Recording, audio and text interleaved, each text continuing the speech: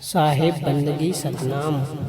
ए धरती हांडी भई, ढकना भयो आकाश, तीन लोक ईंधन भयो, जीव को कहाँ निकास। सतगुरु हांडी फोड़ के, ढकना दियो घार, सुरत चली सते लोक को, काल रहा झक मार। हाँ, तो ये जो मेडिटेशन का है ना, अब यहाँ वो आता है क्योंकि कबीर साहब का जब मैं कहीं किताब पढ़ता हूँ, कहीं दोहे याद आते हैं, तो उसमें मेडिटेशन का ही है। जब क्योंकि हमारे यहाँ तो इन्हीं का के बारे में पता है कि नहीं पता है? देखो पहले गुरु जी मैं वाराणसी, हमारे पहले गुरु जी नहीं इतना मैंने आप ज्ञान। राधा स्वामी है ना? हाँ, आप राधा स्वामी पंथ में जाओ, अपनी डेरे पे लाइब्रेरी जो है, लाइब्रेरी में जो बैठा है उसको बोलना कि मदन साहिब का कोई ग्रंथ दो। मदन साहिब जो हमारे गुरु जी, फर्स्ट गुरु जी हैं, वो मदन साहिब हैं। राधा स्वामी पंथ ने उनकी बुक छापी है, लेकिन अर्थ का ऐसा अनर्थ किया है कि मैं आपको दिखाऊंगा तो अपनी आंखों से आंसू आ जाएंगे। ऐसा अनर्थ किया है, लेकिन मैं बोल नहीं रहा हूँ, मैं चुप हूँ कि कोई बात नहीं, कम से कम नाम तो छाप दिया, कम से कम उनके नाम का एक ग्रंथ तो छाप दिया। समझ वो रहे? है, बुक है आपके पास?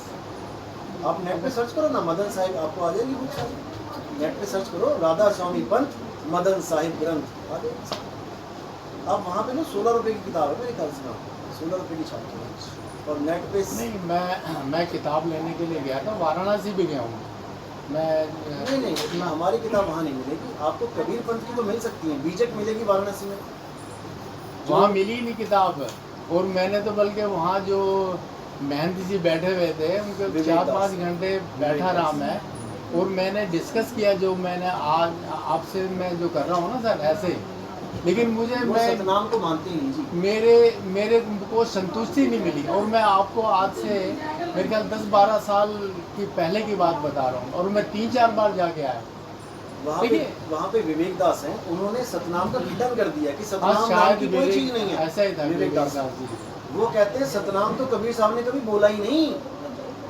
उन्होंने पूरे मंदिर में, कबीर साहब के मंदिर में राम राम राम राम राम।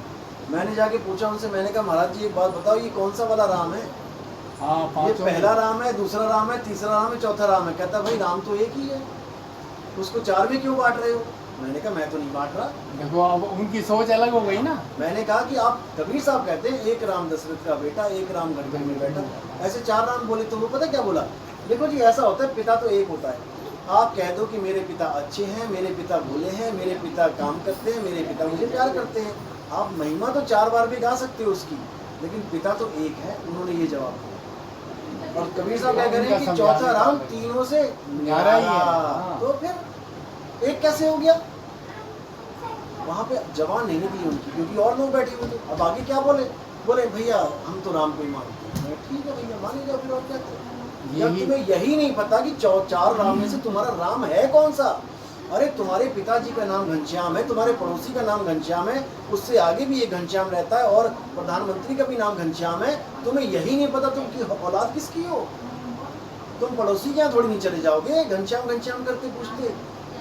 अपने पिता की औलाद हो भाई, अपने पिता को जानो, अपने पिता को जानो। मैं कौन से राम की पूजा कर रहा हूँ? पहला राम है तन राम।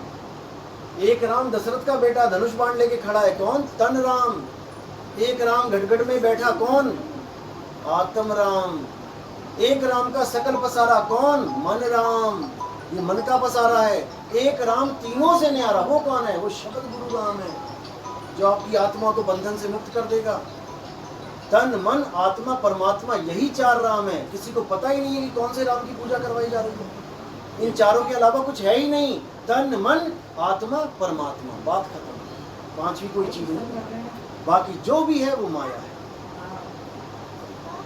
बस इन चारों में से आप ये देखो कि आपको पकड़ाया क्या जा रहा है। आपको ज्योत के दर्शन कराए जा रहे हैं, आप मन राम की पूजा कर रहे हो। आपको शरीर की पूजा करवाई जा रही है, ध्यान लगवाया जा, आप तन राम की पूजा कर रहे हो। आप सोहम का जाप कर रहे हो, आप जीव राम की पूजा करवाई जा रही है आपको, जिसको हम अशुद्ध अवस्था बोल देते हैं आत्मा की, जो जीव बन के आ गया है। और अगर आपको शब्द गुरु की अखंड नाम की पूजा करवाई जा रही तो आप चौथे नाम की पूजा करें, और उसका इन तीनों से कनेक्शन नहीं है।